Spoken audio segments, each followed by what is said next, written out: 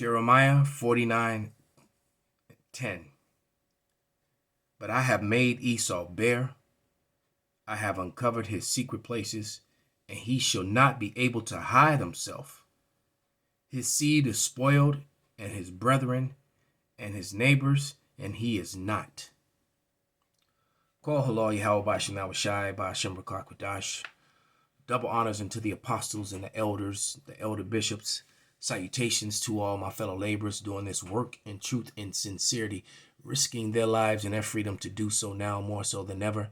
To the scattered elect that are scattered around the four corners of the earth among the heathen that look like the heathen. And to the Akwath that are listening and learning, to you, I say Shalom. This is your brother Malcolm from the branch of the Great Millstone here in Chicago, coming at you with another lesson. And this one is it's gonna pretty much speak for itself. I'm going to read a couple more scriptures and then just let her speak, and then read some scriptures at the end. So this is Habakkuk. I mean, if you're reading the title there, because it's outright biased, blunt racism being displayed by Esau Edom in its media. All right. And the world is beginning to see that these pale people, these so-called self-proclaimed white people, are the problem in the earth. All right. But this is Habakkuk 2, verse 12 and 13, and it reads, Woe to him that buildeth a town with blood and establish a city by iniquity. You know, they're constantly going to other people's lands, taking it, setting up puppet governments, dropping bombs on women and children, and then shine a spotlight when other people do it. You know, when they've done it more than anybody. You know, the amount of bombs and takeovers that have been staged by America, through its proxy armies, is you couldn't even fit it on one sheet of paper. All right. Verse 13, Behold, is not Yahweh of hosts, that the people shall labor in the very fire, and the people shall weary themselves for very vanity. Jump into verse 16. Thou art filled with shame for glory. Drink thou also, and let thy foreskin be uncovered. The cup of Yahweh's right hand shall be turned unto thee, and shameful spewing shall be upon thy glory. The memes and the comments that are being said about this are off the charts. That, man, you thought you had white guilt, in America. It's really going to be bad after this. All right. But here we go. In Ukraine, you've seen how the world is responding. Now let me show you how the world is covering this invasion. I'm talking about the media, especially Western channels. How are they covering Russia's invasion? With blatant racism. Let me say something at the outset. As journalists, we do not filter hardships and pain. We do not see caste, color, or gender. And we have stuck by this principle. When the Taliban stormed Kabul, we stood with Afghans. When Ethiopia attacked its own people, we questioned them. When unarmed black teenagers were gunned down in the US, we joined the outrage. Today we are doing the same. We see the plight of the Ukrainian people and we have reported on their hardships. But what about the Western media? They too are reporting on the crisis, on the war, on the refugees. But they do not see hardships. They only see race, the color of your skin, the color of your hair. Let me show you exhibit number 1. This exchange happened on the BBC, the so-called guardian of unbiased reportage. Listen to how their panel describes the refugees from Ukraine. It's very emotional for me because I see European people with blue eyes and blonde hair being killed. People with blue eyes and blonde hair.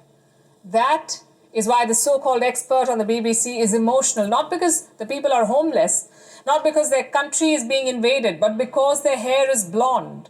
On social media, a lot of people are defending the BBC. They say it's a guest, not their anchor. Let me take you back to September last year. Another guest was speaking on the very same channel, South Asian expert Christine Fair. She called out Pakistan's links with the Taliban. Do you remember what the BBC presenter did? She shut her down. She said it was violating the channel's unbiased coverage. So exposing terror links is a violation. Blatant racism and white supremacy is fine. Gold standard indeed. Now for exhibit number 2, NBC News from the US. Listen to this. These are not refugees from Syria. These are Christians. They're white. They're very similar. Very similar to us. How so? Because the Syrian refugees are Muslims. Their skin is darker. Their hair is not blonde. So Europe does not want them. And remember, this is not being said at some white supremacy cult. This is happening on live television.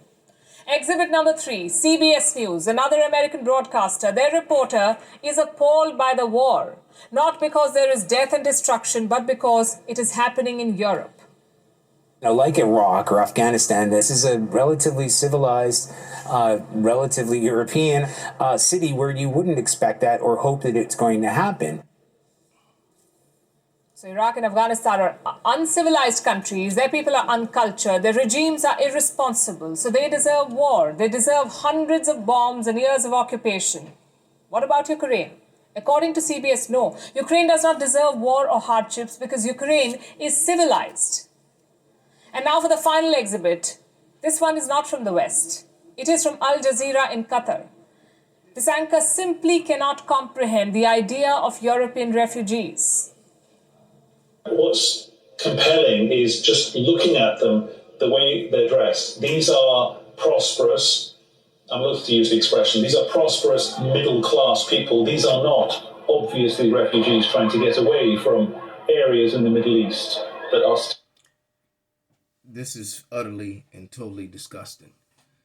Those people that are trying to get away from areas in the Middle East are areas that were fine before the self-proclaimed white man set his foot in them, before his policy began to be pushed in them. This is Psalms 36 and 2. For he flattereth himself in his own eyes until his iniquity be found to be hateful. And so the world is seeing how hateful and how sick, the pale male, these Edomites really are. All right. The truth is coming out on them. Right, and we need deliverance from them. This is in the Apocrypha, the prayer of Azariah. Wait,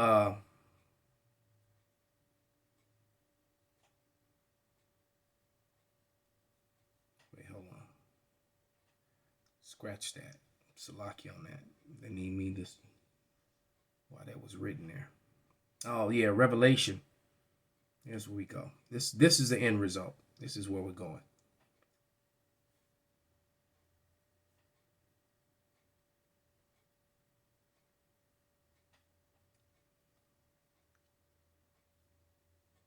Revelation 17 and 16.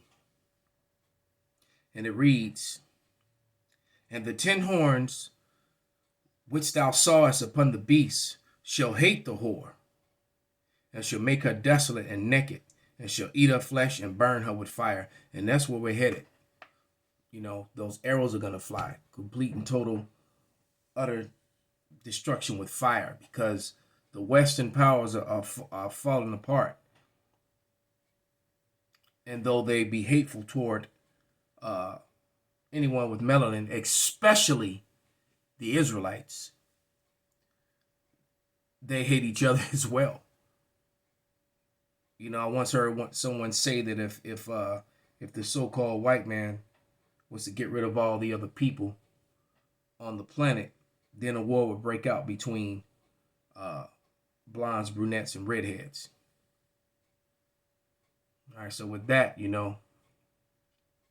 this man is quickly coming to an end, and his whole power structure is going to be brought down, and Babylon the Great, which is America, is going to be completely annihilated and wiped off the face of the earth. And there's nothing that anybody can do about it. Call halal Yahweh Bashim Hawashai Bahashem Rakak Wadash. Wa ababa ball, Kwam Yasharala Shalom.